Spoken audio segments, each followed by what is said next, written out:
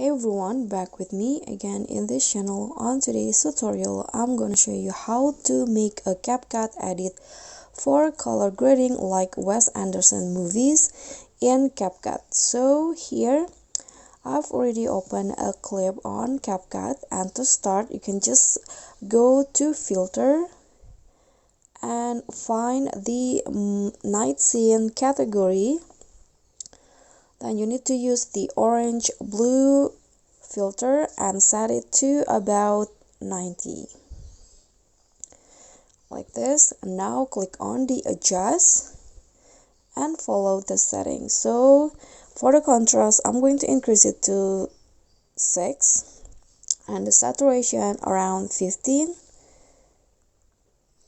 and then the shadow increase it to 10.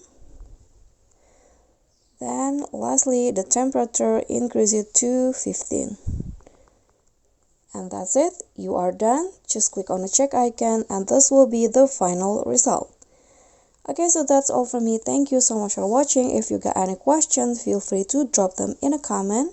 And if the video is helpful, remember to click thanks, like and subscribe for more content. I'll catch you all in the next following videos. Thank you.